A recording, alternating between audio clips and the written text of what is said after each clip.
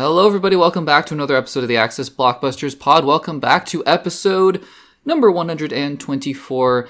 And might I just say, this is probably in 2026, this is the most jam-packed, eventful episode that I think we've had of the year. It is crazy what happened this past week. I got to see Project Hail Mary, so cannot wait to talk about that with you guys.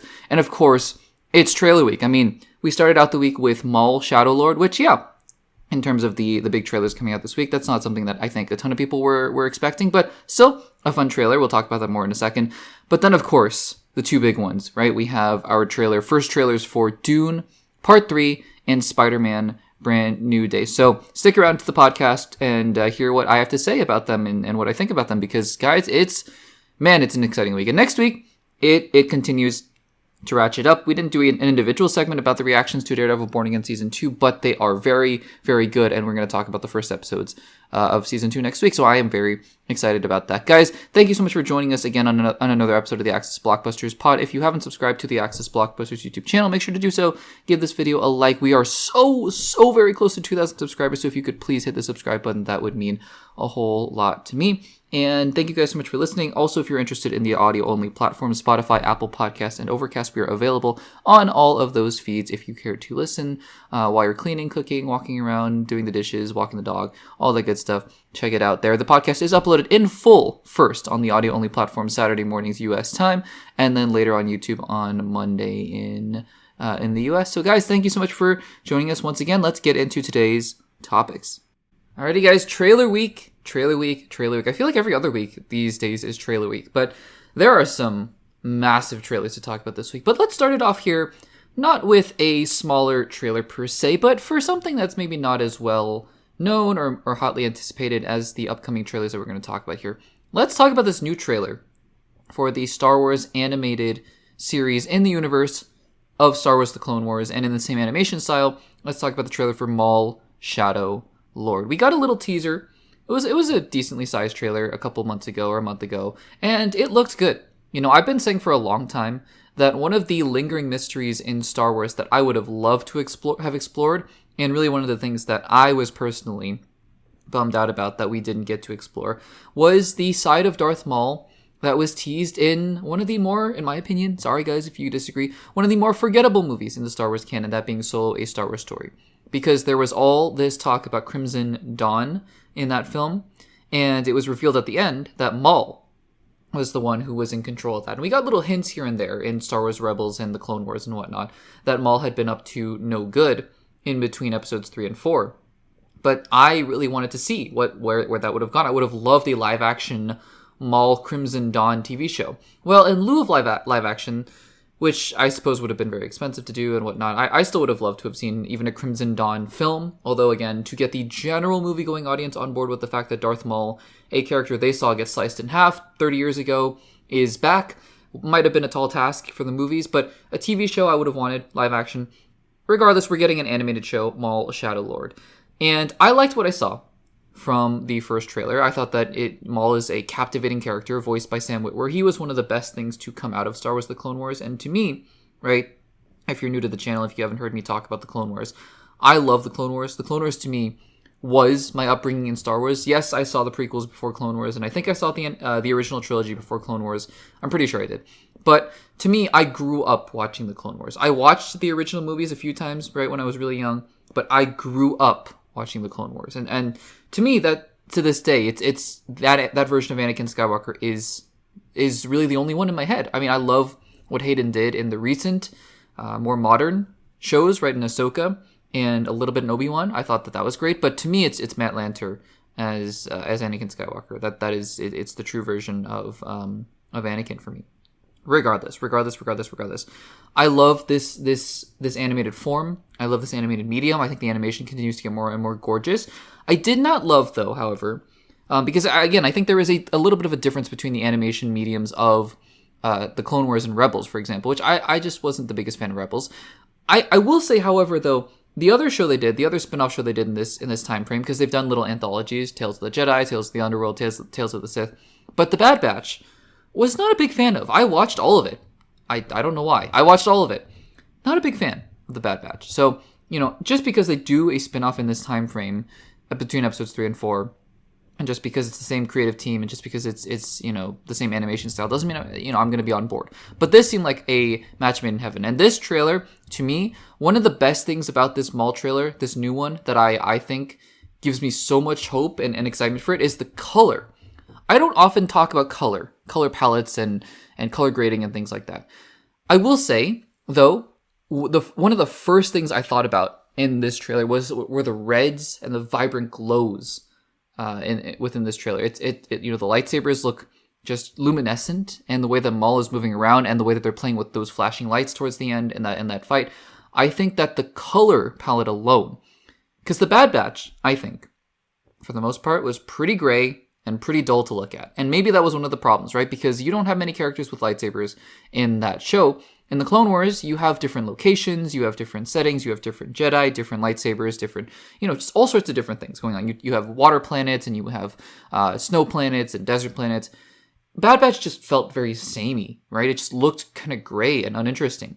But to see this trailer for MAUL Shadow Lord, and to see that, it has that sort of dark underworld feel, but it looks vibrant in a very interesting way.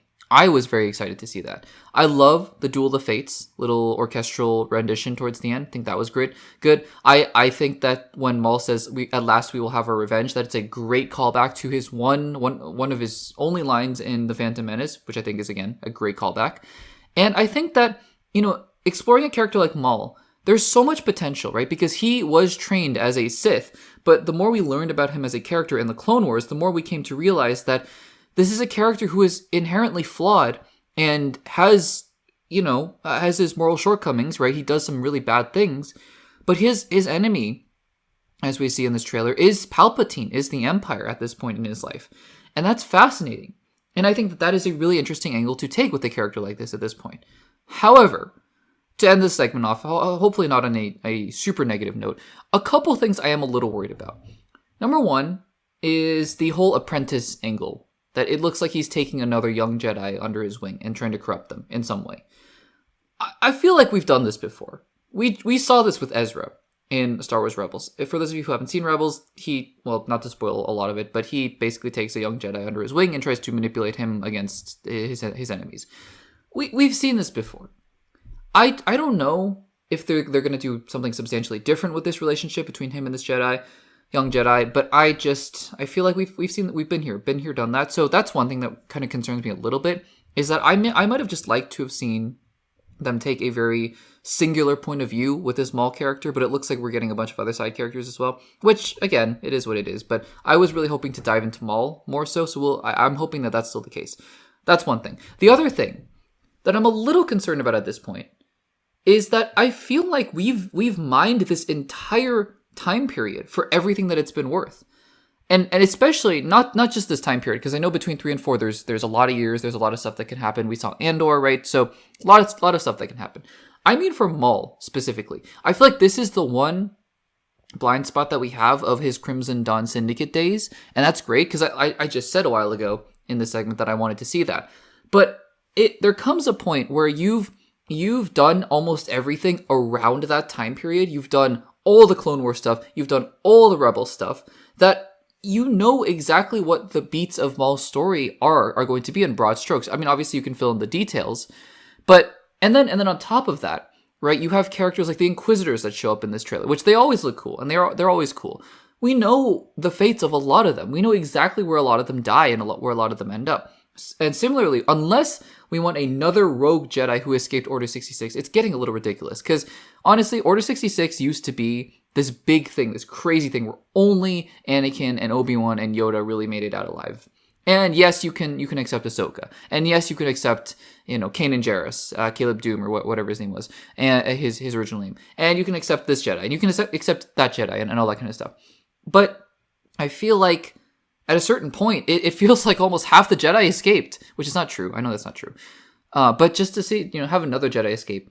But then again, so unless we want another rogue Jedi running around during the time of A New Hope, this poor kid is not going to make it very far, I don't think. So again, it's just, I feel a little bit boxed in at this point by all the stuff that has been done around this time period. But you know what? At the end of the day, I'm looking forward to seeing Maul do his thing. He's a scary character, but he's a complex character, and that's what makes him so interesting. So I'm looking forward to that at any rate, regardless of all that other stuff. Guys, what do you think about this new trailer for MAUL Shadow Lord? Let me know in the comments down below.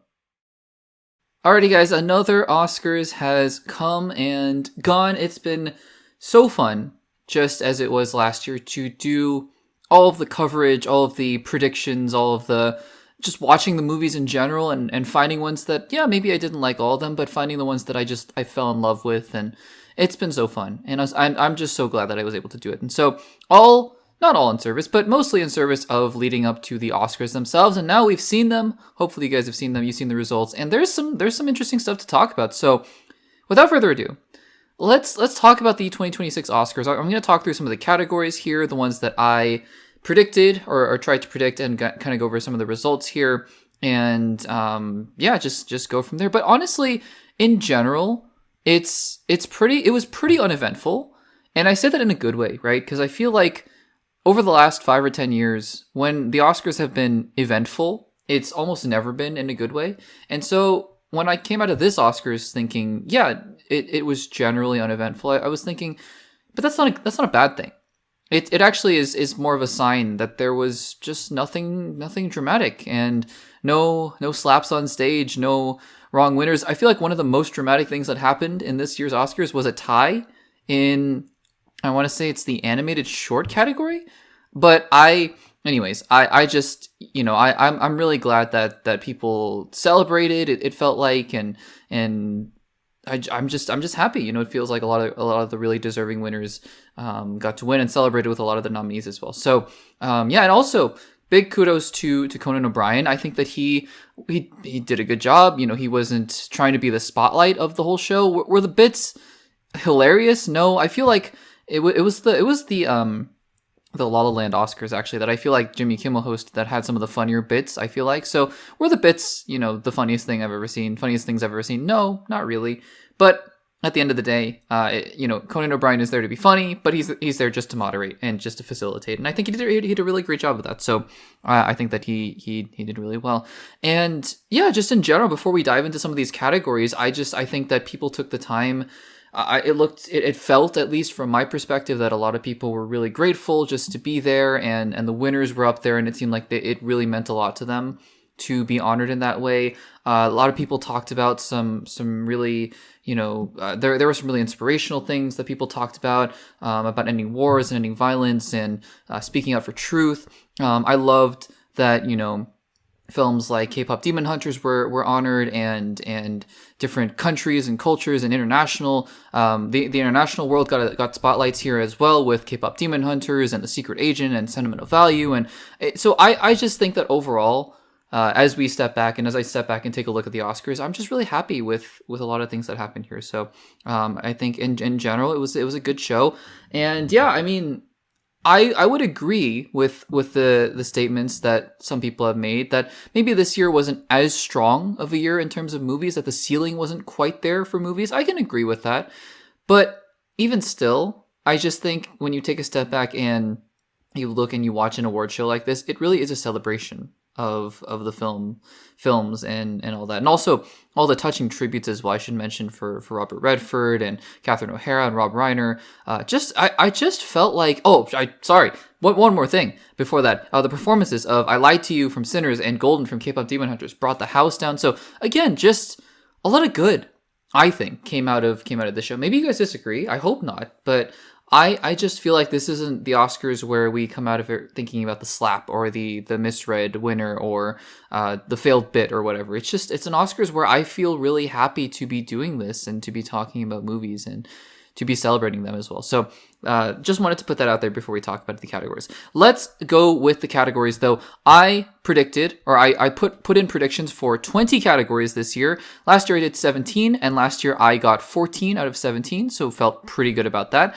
This year I put them out here for these 20 categories, and I did really well. I have to not to pat myself on the back, but I got 17 out of 20.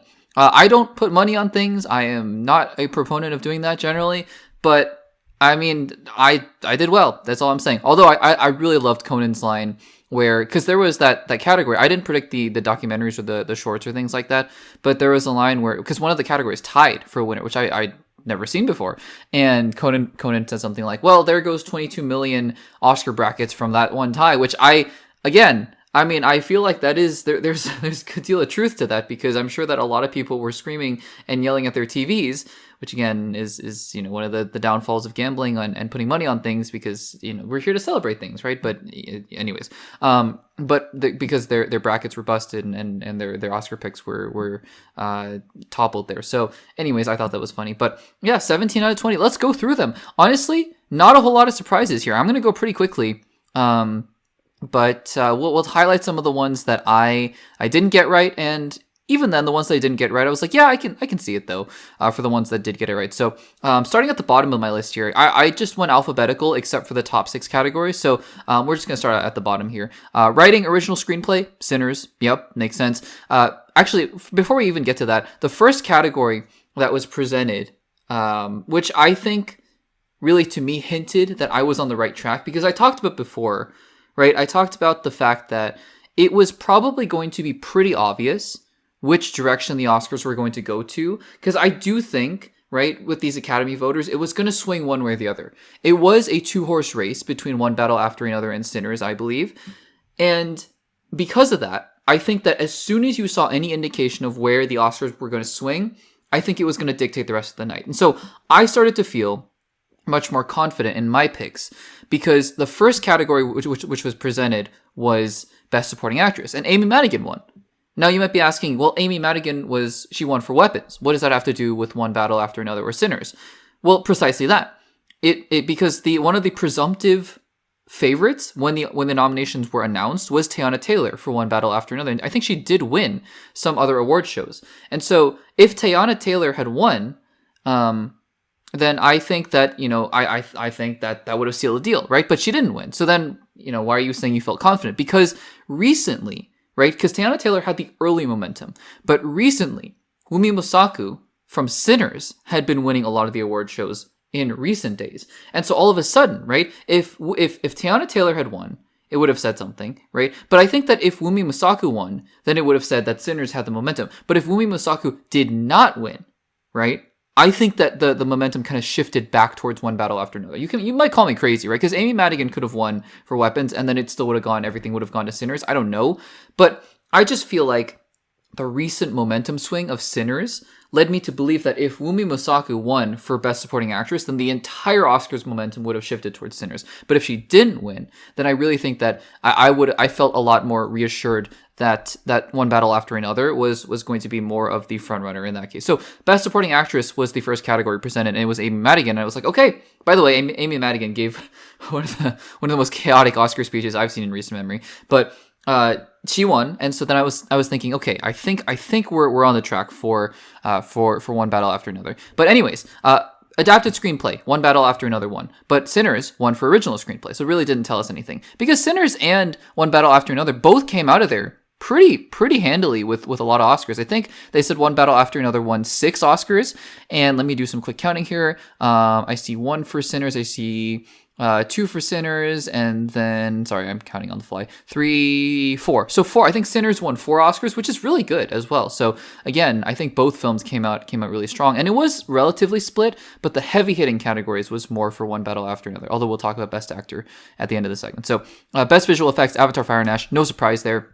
If any other film had won Best Visual Effects, it would have been shocking. Best Sound, F1, yep. Best Production Design, Frankenstein. Best Original Song was Golden, got that. Best Original Score was Sinners, got that. Good for Ludwig. I think that he is one of the brightest up-and-coming composers in the film industry, which is really exciting. Best Makeup and Hairstyling, Frankenstein, got that. Best International Feature Film, Sentimental Value, which I got that, and I'm really happy for it, because I just think that movie... It's one of those dramatic movies about a dysfunctional family that, yeah, it doesn't always work for me, those kinds of movies, but this one really did. And the heart at the center of this movie, I think, really did speak to me. And so I'm really happy that this movie got the recognition that I think it deserved in that category.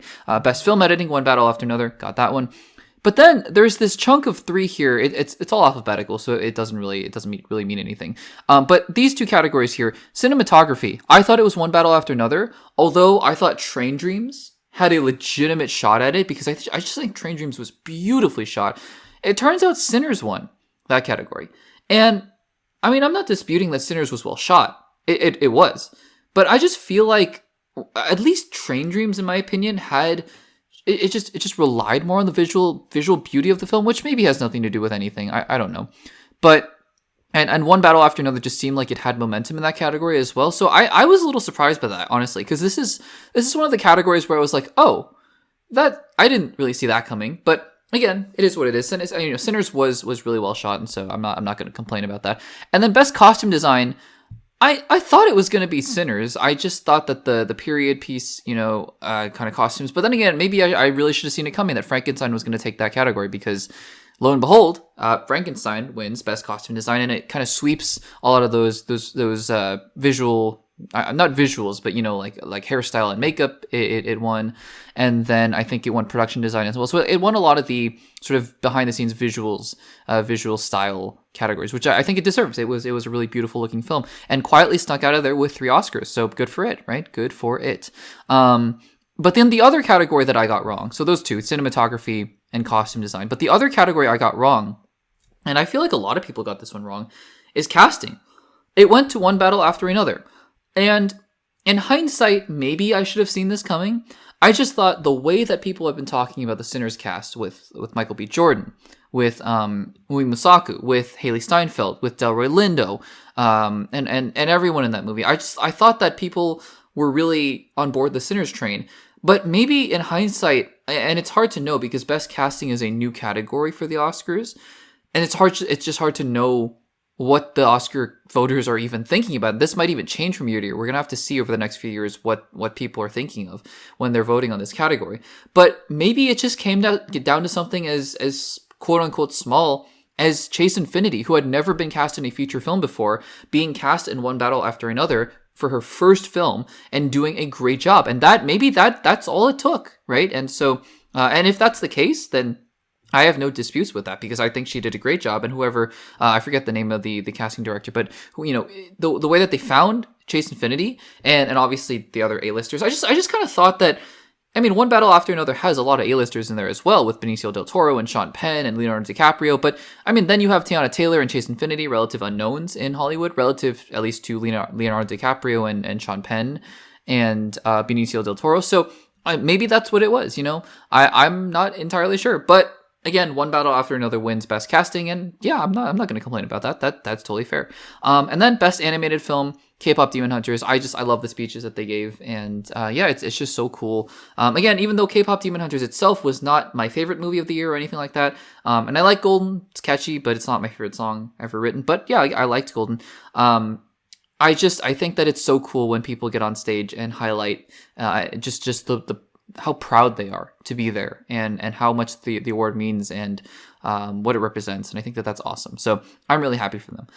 Then we get to the big categories: the actor, actress, supporting actress, director, and best picture. And like I said, we started out with best supporting actress, and once it went to Amy Madigan, it was like, all right, I think we're doing pretty well here. Sure enough, best supporting actor went to Sean Penn, who was not there.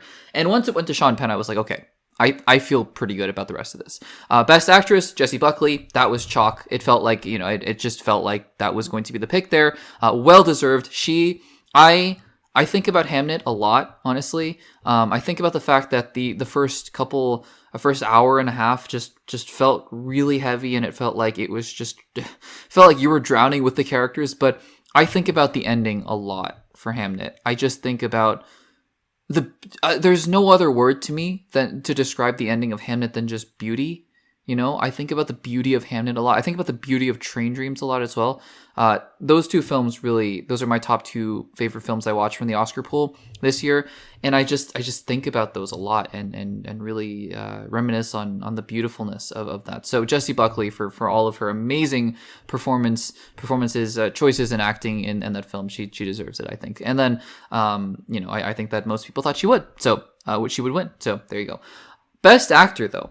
This is the one, because the rest of it, it's chalk, right? Paul Thomas Anderson wins for Best Director, and Best Picture is One Battle After Another. At that point, no surprises there. Felt really good about that. But wanted to close out the segment here in recapping the Oscars, because I feel like, again, drama, we talked, facetiously about, oh yeah, sure, there was a tie with one of the categories and whatnot. That's, it's not really drama. If there was any drama at all, again, and I don't know. I mean, I think still that all of the actors, by the way, who were nominated for Best Actor, I thought just gave amazing performances. I really, really did, right? And I think that all the, honestly, almost all of the actors just nominated in general, actors and actresses nominated in general, I thought just gave such amazing performances. I think the Best Actress category, frankly, was so incredibly stacked, right? With Jessie Buckley and Rose Byrne and Kate Hudson. It's just a stacked category. So, a lot of these categories, I had no complaints about. I do think still, right, based on my own personal viewing experiences for Best Actor, that Timothée Chalamet gave the best male lead performance. And I would have said, when I walked out of Marty Supreme, I saw it in a theater 2 months ago, I said, this performance is going to win him an Oscar. And then it just, day by day, week by week, and I know his comments about ballet and opera, and who knows, maybe that ticked off a few Oscar voters. I just don't think that was the only thing that lost him the Oscars. If it happened 2 months ago, maybe, but it happened basically just as Oscar voting was closing. So again, maybe 1 or 2 people, 10 to 12 people. I don't know. I don't know how many people that made switch the vote from Timothée Chalamet. I think regardless, Sinners just kept getting momentum, and the boulder kept rolling down the hill. And even though Sinners itself did not capture Best Picture or Best Director, which by the way, even though it didn't get Best Director, I'm so glad that Ryan Coogler got up on stage and got to accept the writing award. I think that's so well deserved. I was so happy for him. By the way, also, in the background of that, I forgot to mention Robert Downey Jr. wearing a green suit, and Chris Evans. They didn't say Doomsday because I don't think they were allowed to promote their movies. If you notice, right, who else was there? Zendaya and Robert Pattinson. They're in a movie coming up as well. I think Anne Hathaway and somebody else from The Devil Wears Prada too. So there were a lot of people there. They do this every year, who are kind of promoting their upcoming movies. And yeah, Robert Downey Jr., Chris Evans. I mean, they're not allowed to say anything, I don't think, at the Oscars, but Avengers Doomsday, right? Avengers Doomsday. But anyways, I'm so glad that Ryan Coogler got to accept the award, and he just get the recognition he hugely deserves. He is one of the best filmmakers working today. He's amazing. But anyways, I think that as the Sinners momentum was gaining, it felt like while it was not going to push Sinners itself to the top, it was going to push Michael B. Jordan to the top. It just felt like people were talking about his performance more and really giving him the flowers that he deserved more. And to the point where I just thought, it's crazy. I thought this was Timothée Chalamet's Oscar to lose, and I think he lost it. And, I was saying this about a week ago. I don't think it's solely, if not even mostly, on the fact that he talked about the ballet and opera in that way that people found off-putting. I don't think it is. I don't. But I just think that there's something there where people, the voters, just didn't jive with him for whatever reason. I'm not saying it's right or wrong. I don't know. I don't know what goes on in the voters' heads. Again, if I had an Oscar vote based on performance alone, because we'll get to Michael B. Jordan in a second. This should not take away at all from Michael B. Jordan. But if I had a vote on just the performance, I would have voted for Timothée Chalamet. I think I really would have. So it's such an interesting and odd situation. I don't know. Is he going to win an Oscar in the near future for Dune Part 3 next year? I don't know. I have no idea, truthfully. But yeah, it feels like he's nominated every year, and he hasn't won yet. So we'll see. We'll see about that. But anyways, getting to Michael B. Jordan, I just felt, regardless of all of that, right? Irrespective of that, I watched Michael B. Jordan accept the award, and I just felt this. I don't think pride is the right word, because I don't know the guy or anything like that, but just happiness to see him, he seems like such a hardworking and genuine person in the Hollywood industry. Such a good actor, such a kind person. It feels like such a generous co-star, from what everyone has said. And just to see him up there, to talk about how he has been there on the backs of a lot of people and has, a lot of people have really helped him get to where he is, and just thanking his family, and I think his parents flew from a long way to get there. So I'm so happy for him. I think that he deserves it, and I'm so happy that he won. And he's forever going to be Academy Award winning actor, Michael B. Jordan, and that is amazing. I believe he hasn't won before, right? I think so. So yeah. Anyways, in his young career, because he's still young, relatively speaking, and he's still young. So yeah, I'm just really happy, guys. That was the Oscars. It again, drama free, relatively speaking. Which afforded me to get a lot of picks right, to be honest with you. Not a lot of curveballs coming our way. Second year in a row I've done this. Last year did pretty well. Did not see the last second Honora surge, so that's what was making the Sinners last second surge a little bit concerning to me. Quote unquote concerning. I mean, if Sinners won, that would have been amazing as well. But you know what I mean for the Oscar picks. But yeah, we did really well. Again, 17 correct out of 20 categories predicted. I'm really happy with that, guys, and I'm really happy that I got to see just amazing films this year. Some of them that stood out to me, obviously, Train Dreams, Hamnet, Marty Supreme, and Sentimental Value.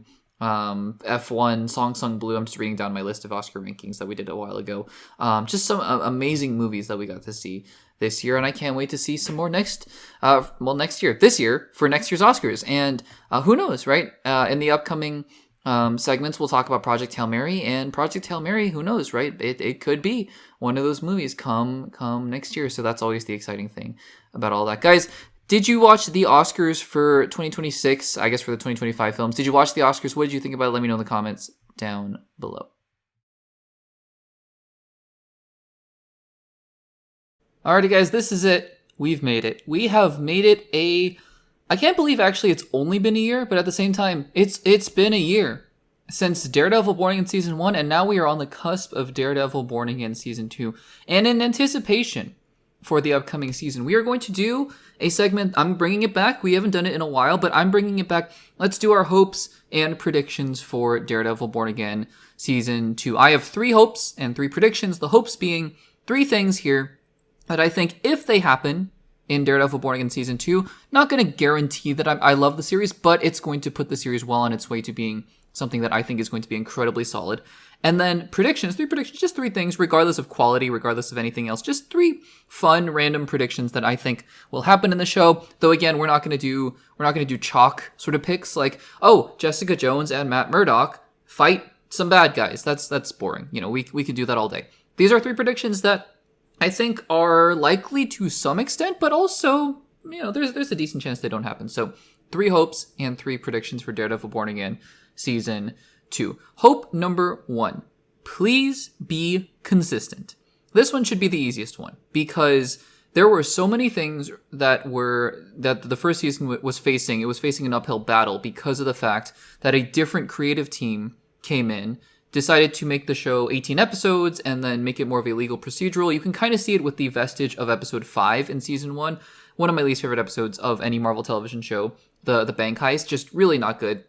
And I don't know if anyone's explicitly said it yet, but I think I have to believe that is one of the episodes that was taken from the original show. Just really not great. So good thing they retooled it, but they had filmed a bunch of stuff, and then they brought in Dario Scardapane and another creative team to retool the first season, and they shot a few new episodes, like episode 1, and I think the last couple episodes were new, and shot some new scenes and did some reshoots, and it was kind of a jumbled mess that I think still, if you go back and watch my rewatch of Daredevil Born Again Season 2 or Season 1 segment, I still really like the season, actually, on a whole. I think it is worthy of the Daredevil name. But this time around, same creative team. The trailers look phenomenal, although I do think the trailers for Season 1 looked phenomenal as well. But the trailers look phenomenal. And I'm hoping for a consistent and steady tone, a consistent story. I think there is going to be a consistent tone this time around, so we'll just have to see what happens there. That's hope number 1. Hope number 2. The Daredevil Wilson Fisk rematch we deserve. We had recently talked about the fact that Dario Scardapane said Season 2 will end the Mayor Fisk storyline. Doesn't necessarily mean that Wilson Fisk, aka Kingpin, is going to be killed at the end of the season. That's not necessarily what's going to happen. We don't know. Could be. But it's going to end more of the political side of Kingpin in terms of him being the mayor.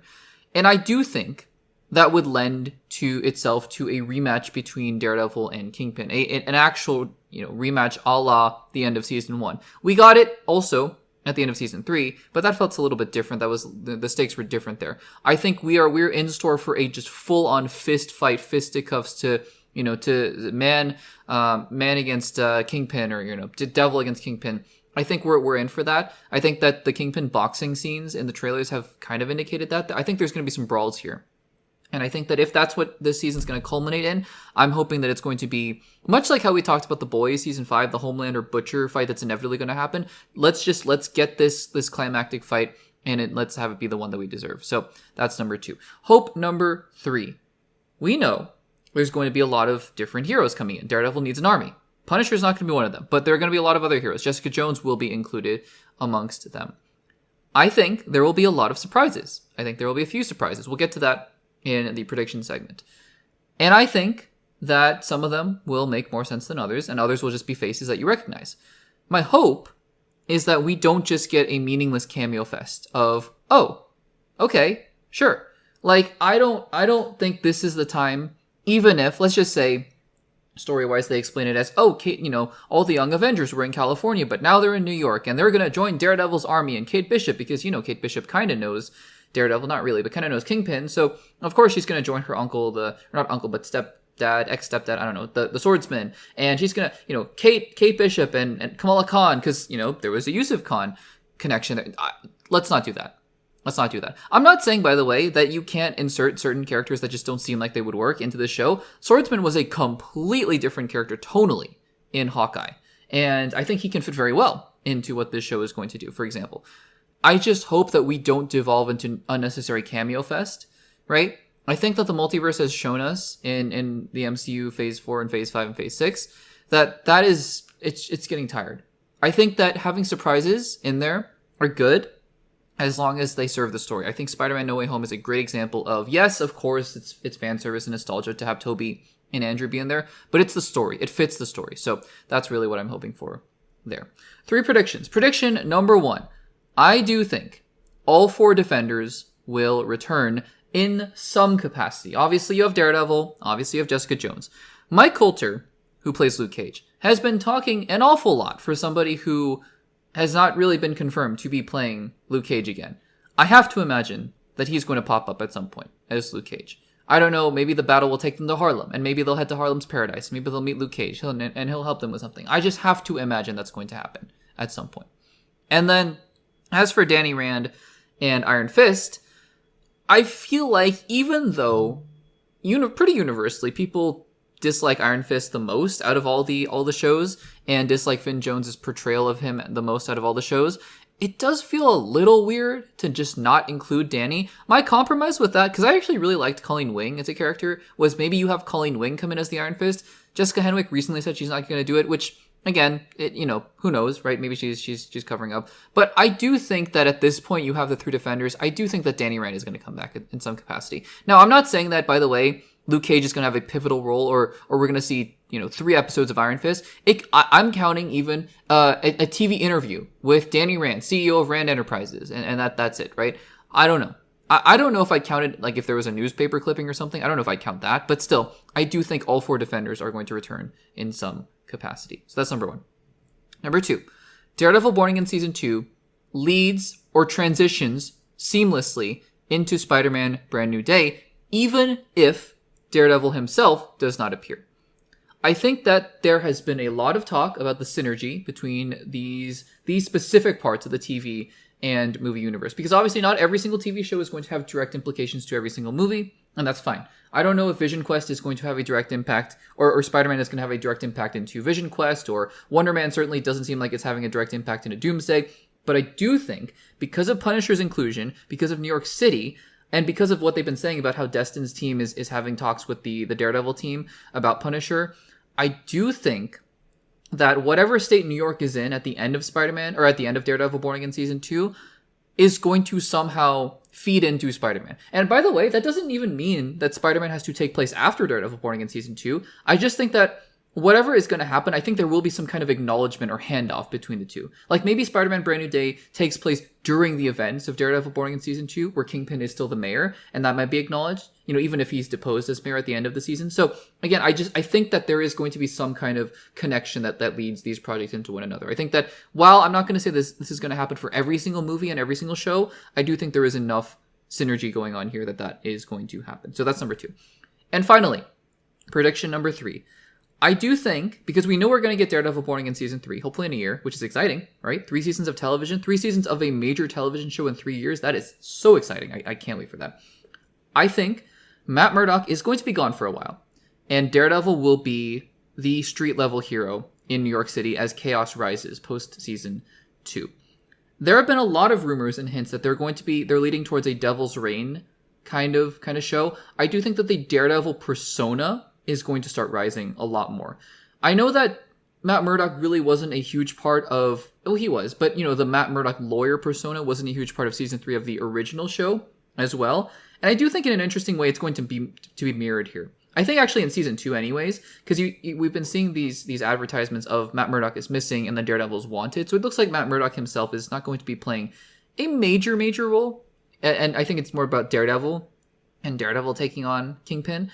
I think that is going to continue on into Season 3. I think that Matt Murdock is a persona. It's almost like, Spider-Man's on the run or whatever. I think that the secret identity part of Daredevil, I think that Matt Murdock is going to be gone for a while. And I say gone, figuratively. And I think that by the time you get to Season 3 of Daredevil Born Again, we're going to see Daredevil just really running around the streets and being just a vigilante, like a true vigilante. I know that he was a vigilante before, but this is like the devil of Hell's Kitchen. This is the guy who's running around protecting New York in the shadows kind of figure. And that's really what he's there to do. I don't know. I just have a feeling, just based on Dario Scartapanes, who is the showrunner of Daredevil Born Again, just based on his comments, based on the trajectory of the show, I just have a gut feeling that that's where they're going to head. And eventually, if they're going to head into a Devil's Reign kind of story, and if it includes Punisher and Spider-Man and all that, great. But we'll have to see. We'll have to see. Guys, what do you think about these hopes and predictions? What are your hopes and what are your predictions for Daredevil Born Again Season 2? Let me know in the comments down below. Alrighty, guys. First big real movie review of 2026. I know we've talked about a couple things here or there, Wonder Man and Crime 101, but this is really the first big project of the year, I think, at the very least. Let's talk about the new Ryan Gosling film, Project Hail Mary. This is going to be a non-spoiler and then spoiler review. So for the most part, through this first little chunk here, we're going to be talking in non-spoilers. And yes, there is something that was revealed in one of the trailers that is a pretty big part of the movie. I will do my best, just for the sake of trying not to give too much away, of not saying what that thing is, although if you guys have seen the trailers, you probably know what I'm talking about here. But I'll probably be going off of what was shown in one of the first teaser trailers, so just sort of a general premise about the movie. And then, just try not to give away too much, because again, I think that if you haven't read the books, this is based on a book by Andy Weir, who also wrote The Martian, then I think it's fun. It would be fun to go into this movie fresh. I myself have read the book, did read the book before watching the movie, and I think that it was also a very fun experience. We'll talk about that in a second as well. But again, for those of you who haven't read the book or who haven't seen many of the trailers, I will not give much away in terms of the story and what the movie is actually about. So again, this first chunk will be non-spoiler, and then I will very, very, very clearly delineate when the spoiler section begins, and then we will go from there. I only have a couple real spoiler thoughts there in relation mostly to the book as well, so that will be that at the end. But Project Hail Mary, starring Ryan Gosling, directed by Phil Lord and Chris Miller, who have done the Spider-Man films. They did the Jump Street movies. They are really, they're an interesting directing duo, because I think that they have a very unique ability to be very funny, first of all. I mean, they are two of the funniest people, I think, in Hollywood who can write a lot of great jokes and really do comedy well. And this film lends itself to comedy in a big way. There are some very fun practical jokes and some really good lines of dialogue and whatnot. But also, recently, they've been tapping into the more emotional side, especially with those Spider-Verse films, which I don't think they directed any of them, I want to say, but they were executive producing, and they were probably in charge of the tone and the writing and the concept in the world. So they've been able to dig into the emotional side as well. And the reason I bring this up is because Project Hail Mary, again, in the vaguest of terms, is set in, it's a science fiction film set on a version of our Earth that is basically dying or is going to face impending doom because the sun there's something wrong with the sun. And so Ryan Gosling has to go on this space adventure. He has to go out into space to help basically fix the problem. That is the film in, I think, as vague of terms as I possibly could give without really diving into the plot. And so he is sent on the mission. There are other characters in there as well as one played by Sandra Hüller, who, if you remember, was in 2 Oscar films, I think, a couple years ago, notably for Anatomy of a Fall, which I thought she was great in that movie. And so she plays a character in this film, and there are a couple other characters as well. But really, this is a Ryan Gosling-driven film. This is a Ryan Gosling-driven movie. And much like The Martian, right, which is the other film adaptation of an Andy Weir book, that film required Matt Damon to really do a lot of heavy lifting because it was just him basically talking to logs and demonstrating what was going on and showcasing, how he was able to survive on Mars. This film, in different ways, I think in substantively different ways, but still in a similar vein, requires Ryan Gosling to carry a brunt of the screen time, a brunt of the presence of the film. And I have to say, after watching the movie, that I just can't imagine very, very many actors who would be able to pull off what Ryan Gosling did. Because Ryan Gosling, to me, has a really unique mix of traits from an actor who can pull off incredibly dramatic and emotional scenes. He can be very serious when he needs to be serious. He can be very, very, very emotional when he needs to be emotional. But he's incredibly funny. He's incredibly charismatic. He's incredibly likable, and he's incredibly down to earth.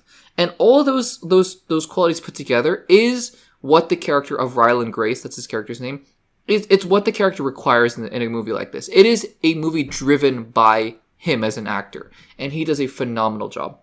This movie, again, as somebody who read the book before and really liked the book, this movie is about, I would say, as good of an adaptation of the book as I think you could possibly do. It was a really enjoyable movie. There were really tense parts, especially some parts in space, that were also, by the way, beautifully shot. This film looks gorgeous in many scenes, and not only does it look gorgeous, there is a real emotional undercurrent throughout the movie, and there are just really tender moments in there as well, that in places you wouldn't expect. Maybe you would expect if you read the book, but still, just in general, places you wouldn't expect. And the movie is not afraid to stay in those serious moments. Because one thing I worry about sometimes when you have quote-unquote comedic directors directing a movie that has serious moments is, are the directors going to be able to restrain themselves, so to speak? And are they going to be able to let the serious moments breathe while the comedic moments can be the comedic moments? And I'm really happy to say that in this movie, there are plenty of serious, dramatic moments. Again, emotional, tender, soft moments that Phil Lord and Chris Miller, who again are mostly known for their comedy, were able to just let breathe in this movie. And I was so happy that they were able to do that. Another really underrated part of this movie is the score. The music in this movie has a really just sometimes operatic, almost beautiful way that it washes over the movie, and in those moments of triumph, it almost has notes of 2001: A Space Odyssey in some parts, and Interstellar, and it's written by I want to say somebody named Daniel Pemberton, I think. I looked that up a little bit ago. But again, I was so impressed with the music being able to seamlessly integrate into those dramatic scenes, those comedic scenes, and everything in between. So that was another really big highlight of the movie. Another thing about the film, again, this is not giving anything away, but this film does a lot with the story to keep you on your toes and to make it interesting consistently. Again, if you've seen the movie or read the book, you guys will probably know what I'm talking about. But the movie does such a good job of telling the audience what it needs to know at a given moment, and then filling in blanks and showing different moments from characters' lives, and again, just the structure and the way that the movie was able to reveal things about characters and about what is pertinent to that particular moment, I thought was really, really well done. This movie, again, it's a movie about friendship. It's a movie about bravery, I think. It's a movie about companionship and doing the right thing in the face of what's hard. And I think that this is a feel-good, fun, sometimes emotional space adventure movie that I think really will appeal to almost anybody. I can't think of many people who would not enjoy this movie. I would recommend this movie to almost anybody. There are some tense moments, of course, out in space, and they're really well shot. There are, again, some beautiful shots in this movie. Just some gorgeous shots. A couple of them were in some of the trailers, but just some gorgeous shots. But I just think that this is a movie that, A, if you don't have Ryan Gosling in it, I just don't see it working nearly as well. And B, I think that just given Phil Lord and Chris Miller's instincts as filmmakers, I'm really glad that we were able to get a good mix of dramatic and emotional in there as well. It's a really fun, really enjoyable movie, and it's something that you got to see on a big screen. I believe that. I think that it's, I saw it in a Dolby theater, and the visuals popped, the sound popped, everything was amazing, and so I really enjoyed my time watching Project Hail Mary. Again, as somebody who has read the book before. Guys, those are my non-spoiler thoughts for Project Hail Mary. Let's dive into some spoilers really, really quickly before we get on out of here. So, again, if you haven't seen Project Hail Mary, no worries, but just make sure to save this part of the video or the segment or whatever part of the podcast you're listening to for later, and then come back once you have. And yeah, let's dive in. So, obviously, again, spoilers, you've been warned. Obviously, the big thing that it's sort of a will they, won't they, because I know a lot of the marketing has already revealed Rocky. I don't know. Some people in the audience may not have known about Rocky and may have just seen an alien or some Rocky thing moving around in the trailer and was like, I don't know what that is. And so I just didn't want to talk too much about Rocky in the non-spoiler part. But I mean, this movie hinges on Ryan Gosling making the relationship between Grace and Rocky believable. And I think he killed it. I really do. I think that he was just, again, an actor who can be this likable and yet pull off those scenes where you have to cry and you have to really sell the fact that you care, that these two characters, this human being and this rock puppet, have an emotional bond. Totally sold it for me. Especially also just given the fact that Rocky doesn't have a face. I mean, how hard or how much easier rather would it have been if you had a Grogu character or a baby Groot or something like that? Another cute character. Rocky doesn't have a face. I mean, I can't imagine how hard it is to come up with a concept for this where Rocky literally just does not have a face to emote. I know that was in the books, but to adapt it to the big screen, I was like, they could have been tempted to just give him some sort of emotional facial structure. No, nothing. I mean, obviously he emotes in different ways with gestures, but I was just so impressed by that. I think that was a big strength of the movie for sure. The movie, to me, and I loved, by the way, I love Sandra Hüller in the movie. I think that, I forget the character's name, but the doctor, she does a great job of, again, portraying not a villain character per se, but a character that does, feels that she is doing what she has to do for the greater good. And again, does make some choices that are yikes, but also you get where she's coming from. I love the way that, just like in the book, the movie interweaves between the past and the present, and not just random flashbacks, but bringing in flashbacks just exactly when the audience needs to know what's going on. I think that it was done really, really well. I will say, right, the book it's not ridiculously long, but it's long. And I think that there are parts of the movie that had to be condensed a little bit. I saw the movie with a couple of people, one who had read the book and one who hadn't. And the person who didn't read the book was kind of asking questions about, wait, this part I felt like it was a little rushed. And I was like, yeah, in the book they explained this and this and this and this and this. But, I think that for the movie's sake, you just couldn't really spend, because this movie's 2.5 hours long. So you just can't spend, 15 minutes explaining how Rocky got out of the coma. Like in the book, it takes a little while, and then you explain how the other crew members died. And it makes the ending feel a little bit rushed, almost like Return of the King style, where there's a few different endings and he's about to go home, but then wait, he figures something out, that the predator amoeba or whatever is going to eat all the fuel, so then he has to go save Rocky, and then he goes on to Rocky's planet. There's a lot of sort of different endings, and I feel like in the book, from what I remember, it flowed a little bit easier. So those, the movie might have felt a little bit rushed at times and a little bit overlong in different parts as well, but never boring. Never ever boring. This movie was entertaining through and through. Again, every aspect of it I thought really worked to different degrees and different levels, but I enjoyed my time watching Project Hail Mary very, very much, and I think, yeah, I'd recommend it to almost everybody. It's a movie that I think just about anybody, any age, any background can just really find some enjoyment in this movie, no matter where you're coming from. So those are my thoughts on the film. Guys, I'm assuming if you've stuck around for the spoiler discussion, you have seen Project Hail Mary. What did you think about it? Have you read the book? Maybe that's the question I'll ask at the end of this. Have you read the book? And if so, did you like the movie? And if not, did you also like the movie? And why or why not? Let me know in the comments down below. Alrighty, guys. In any other world, this is the headlining topic. This is the biggest thing we have to talk about in forever. And for all we know, this could be the biggest trailer we see in a long time. But there's another trailer that's coming out that has come out, I guess, by the time you're listening to this, that is, well, in terms of the pop culture imprint, the pop culture footprint is bigger than this one. But I mean, guys, let's not bury the lead any further. Let's talk about this first teaser trailer for Dune Part 3. The first trailer for Dune Part 3, which comes out still. I just am not convinced at this current moment that this film is going to come out on its release date. But the more time that goes on, the less chance they have to move it. They have IMAX screens already waiting for it on December 18th. Is Avengers Doomsday going to move instead of Dune Part 3? Are they really going to open up on the same weekend? I mean, what a great weekend for me, right? Probably go watch Avengers Doomsday on Thursday night and then Dune Part 3 on Friday night or something like that. What a great time, right? But anyways, it's going to come out in December. This is the first teaser trailer for the third part of the Dune trilogy, which is loosely adapting the second book, because remember, the first two Dune movies adapted the entirety of just the first book, Dune. And this third part here is going to be adapting Dune Messiah, which is the second book. And we have our first teaser trailer. Now, full disclosure, right? Because I think the first two Dune movies are amazing. I think that it's just a masterclass in filmmaking and storytelling. Are they movies that really impact me emotionally the way that a movie like Inside Out or La La Land does? No, not necessarily.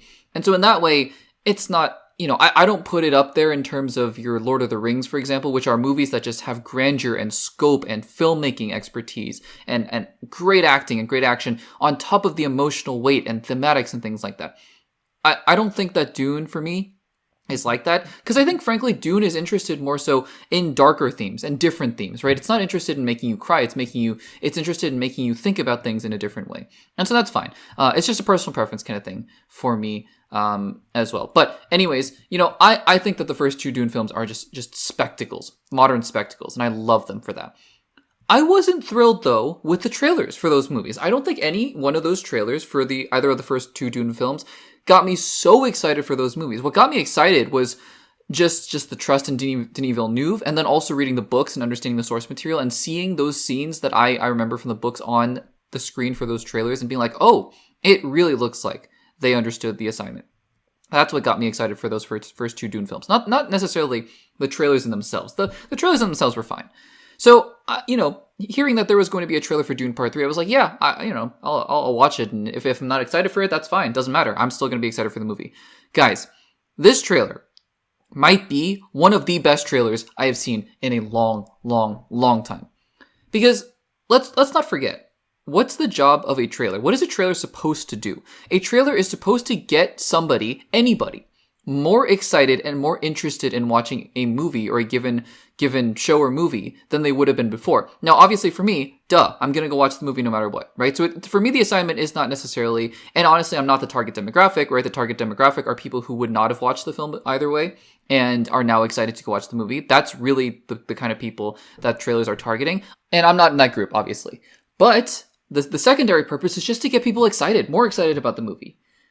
And I just can't remember a trailer that built my anticipation up for a movie like this in a long, long, long time.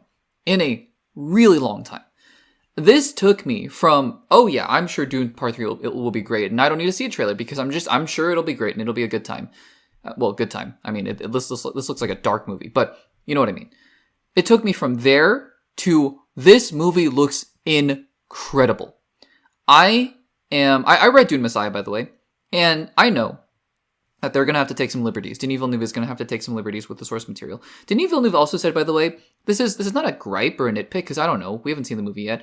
He said in an interview, though, that this movie takes place 17 years after the original, or after the first two, which is fine. It is what it is, except the characters, from my understanding, and for all we know, most of the scenes that the characters look that way are from flashbacks.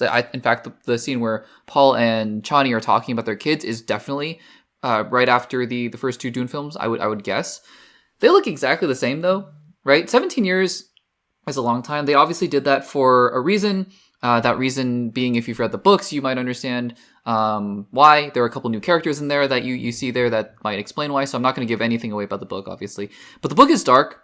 And this movie looks like it's dark. Because the themes of the movie that I think are going to be explored is what happens when the rebellion turns into the Empire? What does absolute power do? Does it corrupt absolutely? Is that what Paul is going to become? Is he going to become a false messiah where he is really, he saved the Fremen, but is he really going to bring destruction upon the entire universe, the entire galaxy? I don't know. I mean, the rising crescendo of the chants just built the tension within the trailer. The way that it looks like they're really going to explore Paul's descent into darkness, I think is a great thing, right? Because that's what the books did. So don't shy away from that. And just seeing Robert Pattinson, he looks crazy. It's sort of like seeing Austin Butler as Feyd-Rautha for the first time. It's seeing Robert Pattinson as, I don't know how to pronounce his name. Is it Seidel? I don't know. But as that character for the first time, he looks crazy as well. Obviously, Florence Pugh, Zendaya is there. You see Duncan Idaho, Jason Momoa again. Again, not going to explain why. For those of you who have read the book, you know why. But for those of you who haven't, let that be a mystery for the movie to explore. But again, I mean, just seeing the visual beauty, the filmmaking, the way there's a shot early on where there's a war going on. There's some sort of, I don't know if it's an ornithopter or whatever, just flying overhead and shooting people on the ground. But the way that the camera moves so seamlessly from left to right, and the way that the space shot, this movie looks incredible. Incredible. I can't believe it. None of the trailers for Dune Part 1 or Dune Part 2 got me that excited. I was like, yeah, that looks cool. I'll go see it. And I was floored by the filmmaking, but I mean, this trailer it has rocketed my excitement for this movie. This movie, I think, was in my top 3 or top 5 of most anticipated, but now, I mean, with a trio of Project Hail Mary, which we're going to talk about, obviously, or which we've already talked about, I guess, in this podcast, and then Avengers Doomsday and Dune Part 3 and Spider-Man Brand New. What a crazy year for movies this is going to be. I am just so excited for. So, anyways, guys, I just love the trailer. What did you think about this first teaser trailer for Dune Part 3? Let me know in the comments down below. Alrighty, guys, in a week full of big trailers and big movies and all sorts of fun stuff to talk about, this is probably the biggest thing that we have to talk about. This is the Spider-Man Brand New Day trailer, a trailer that people have been leaking left and right, and there have been all sorts of clamorings for this trailer, and I say to all that, as I say with any trailer, guys, the movie's gonna come. Especially the people who are clamoring for every little leak and every single still frame of the movie guys, you're gonna see the movie anyways. I'm gonna see the movie anyways. Let's just take a deep breath. The trailer's gonna come, because sure enough, the trailer is here, and we're here to talk about it. By the way, though, not to say that I'm mitigating or saying that you should not be excited for a trailer for the movie. Not at all. But I've always been of the opinion that, yeah, I mean, it's a trailer and it's exciting. We just talked about the Dune Part 3 trailer, which has just gotten me so excited for the movie. But, we'll see the movie. Especially, again, for those of us who are fans of these properties, we'll see the movie. And in the meantime, these trailers are here to tide us over. So let's talk about this first trailer for Spider-Man Brand New Day. Now, the film, based on the trailer alone, picks up a good little bit after the events of Spider-Man No Way Home. Peter Parker is dealing with the ramifications of the fact that nobody knows him, especially his friends Ned and his girlfriend MJ. And what I love about this trailer right away is that it really does seem like the central emotional brunt of the movie is still going to be on the relationship between Peter and MJ. I think that was one of the strongest things that continue to develop as the MCU Spider-Man trilogy, continue to grow. And by the way, I know a lot of people disagree with me because you have the Captain America trilogy, you have the Avengers quadrilogy, I guess. I don't think anyone's saying that Iron Man or Thor are up there, but Captain America, Avengers, Guardians of the Galaxy. I've always maintained that by far and away, and yes, I'm even including the Avengers films, by far and away, the Spider-Man trilogy in the MCU is my favorite one. It's not really close. Because, yeah, I mean, if you compare the first 3 Spider-Man films to the first 3 Avengers films, Infinity War is my favorite, but I love Homecoming. I really like Far From Home, and I love No Way Home. And I'm serious. If Spider-Man Brand New Day is up to the level of the other 3 Spider-Man movies, if not better, then it's still not close, even including Endgame into the Avengers quadrilogy or whatever you want to call it. Quadrant, I don't know. The 4 Avengers films. If you compare the 4 Avengers films to the 4 Spider-Man films, and if Spider-Man Brand New Day is as good as I think it can be, it's not close. It's still not close. I think it's better. And that's just to say, that's how much I love this franchise. That's how much I love this Tom Holland iteration. And going back to the earlier point, that's why I love they're continuing to make Peter and MJ's relationship, or rather lack thereof in this case, because it looks like MJ is with Ezra Bridger, the actor who plays Ezra Bridger. Iman Esfandi, I think is his name. He is, I guess, MJ's new love interest. And but the relationship between those two characters, it bookends the trailer, if you notice, right? It's the first thing you see where he's looking at the phone, dangling upside down, a la Spider-Verse, which is, by the way, beautiful shot in the trailer. And at the end where he's talking to MJ and he says, I'm just the neighbor across the hall. I love that. I think that that's great. Speaking of beautifully shot, the one thing about this trailer that really stands out to me is that it looks great. We know, by the way, that a lot of this movie was shot on location because we saw all those set photos with the Punisher truck, at least, and all that. And it looks great. I mean, the scenes where he's swinging up and down and he's diving into the city, it's very Amazing Spider-Man 2 or Spider-Man, Tobey Maguire Spider-Man, but it's great. The visual language is great. It looks vibrant. His suit looks vibrant. It's popping, right, against the background.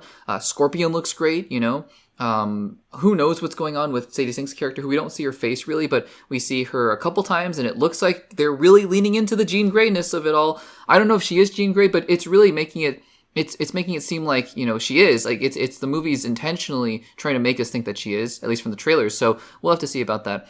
But, I think that one thing about this trailer that I still have a question about, because I loved a lot of what I got to see. Punisher, that's Frank. I know it's Frank in the sense that I don't know if he's going to be as vindictive or as violent, let's just say, as gruesome as he was in the Punisher series. I don't know.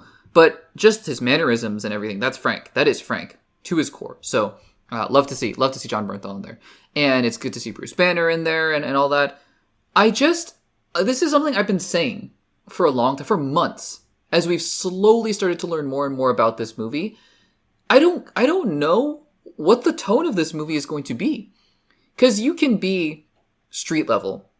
And I think street level, with that comes a certain just level of groundedness. I'm not saying, by the way, Peter Parker has to be in a Daredevil style dark adventure, right? That's not who Peter Parker is.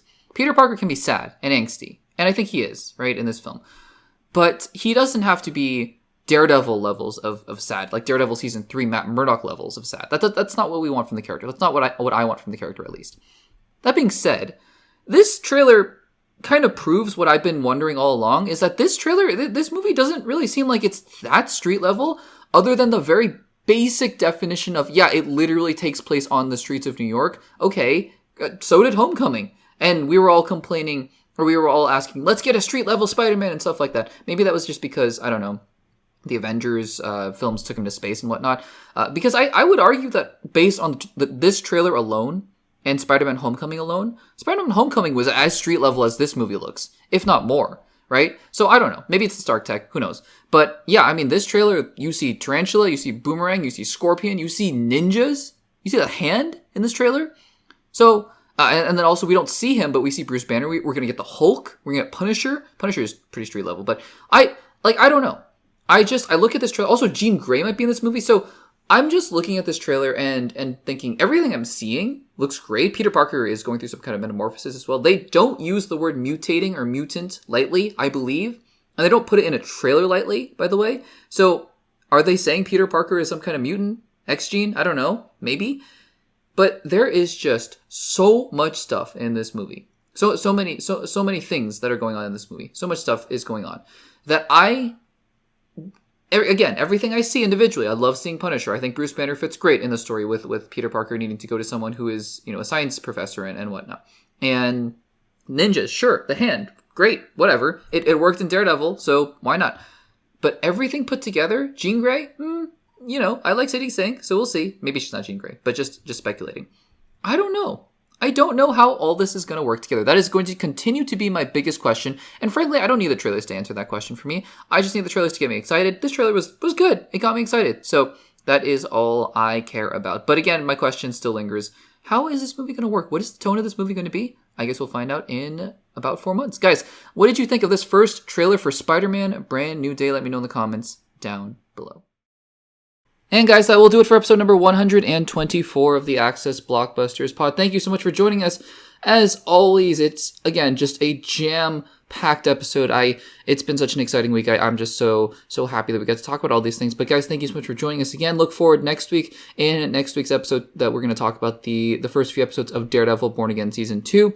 And a lot more fun stuff upcoming. Thank you guys so much for joining us. Make sure to subscribe on the way out if you could, if you haven't already. And make sure to check out the audio-only platforms, Spotify, Apple Podcast, and Overcast. We are available there. Guys, that will do it for episode number 124, and I will see you guys in the next one.